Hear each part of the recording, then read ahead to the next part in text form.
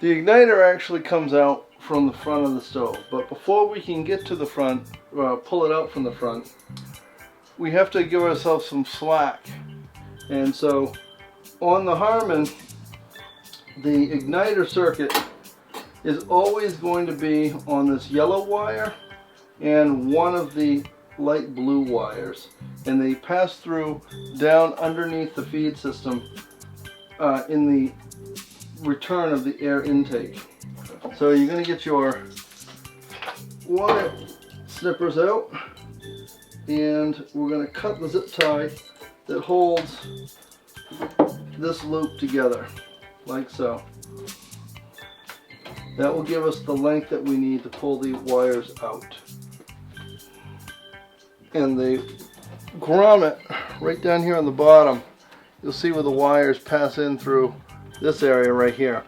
And what we want to do is we want to take our wire, our blue wire, and we're going to push a bunch of length in towards the cavity, like so. And then we'll do the same thing with the yellow wire. On some models, this whole area might be all sealed up with silicone, in which case you may have to pop this cap out to actually get the wires free.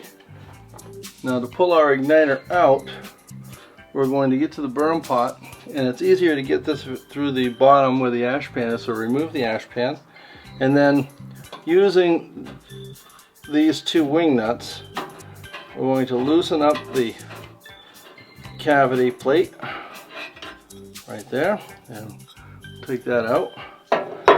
You're going to want to vacuum out this area at this point in time if it's been used quite a bit, and then you're going to locate these two screws right here, and these are hex heads, and they are 5/16 of an inch or 8 millimeter. Pull one out.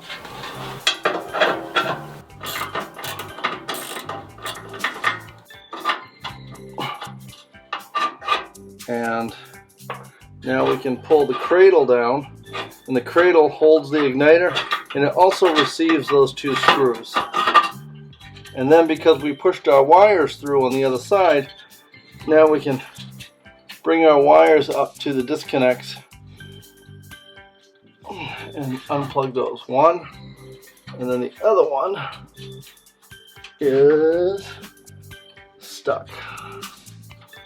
There we go. And then there's the yellow wire. Pull that out, and now our igniter is out. And the igniter has the fins on it, and the cradle is what holds it. And this tab right here and this tab right here, you see how they're turned? That's how we separate the two and get the igniter out. Using a pair of channel locks or crescent wrench or something, we're going to grab a hold of those, and we're just going to very gently and lightly bring it back in so it's not twisted. And the cradle will come apart in two parts. There and there. We're going to have to fix that bend right there. And we can do that by putting our tool back on it, just kind of gently moving it back up so they're straight up and down. If these two pieces separate and there's not enough meat on there, you're going to need a new cradle. When this is mounted into the stove, it's mounted in this position, just like that. Well, actually it's kind of just like that. And the wires need to come off to the right hand side. This piece right here, the top of the cradle, you'll see that the holes are not centered. They're a little bit more this way than they are that way. So you want to put these on like so with your new igniter in there, so that when it's mounted in the stove, it's not like that. That's not right. It needs to go to the right. So we got to flip it over like this.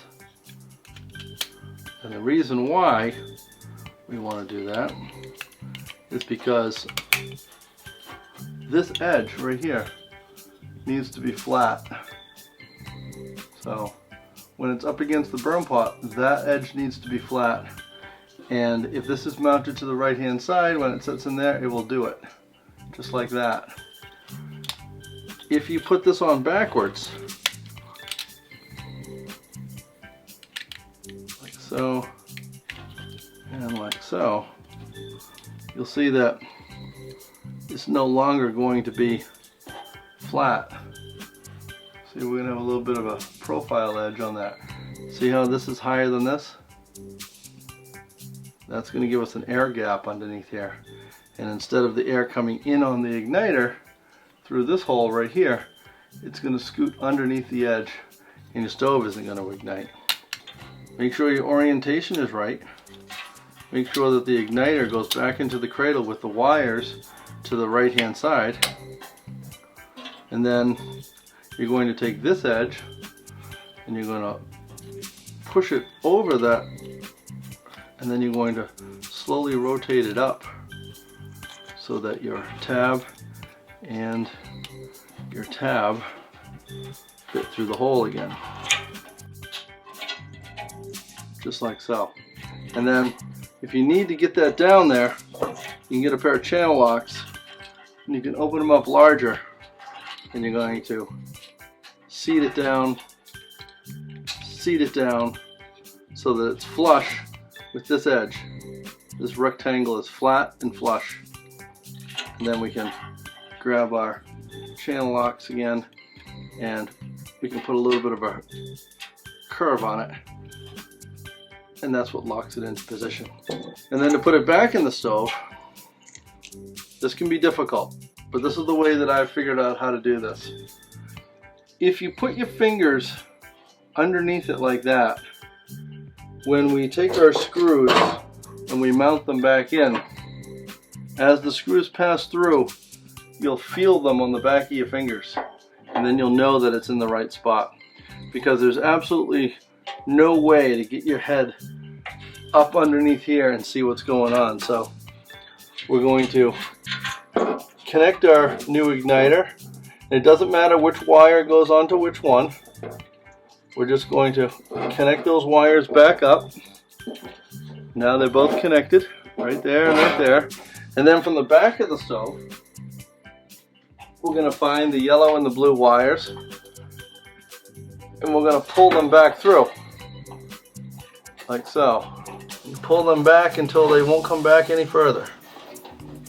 Pull them all the way back until we got a short length, and then you're going to push it into the right hand side, like so. And then what I just showed you, feel for the holes on the back with your fingers, and then move it around until you feel the screw go into one of the holes. Once you get one of them in, then you know the other screw is going to line up. And then there's our other screw, like so. And now we can tighten that up. Reinstall our clean out cover plate. Finger tight those wing nuts up.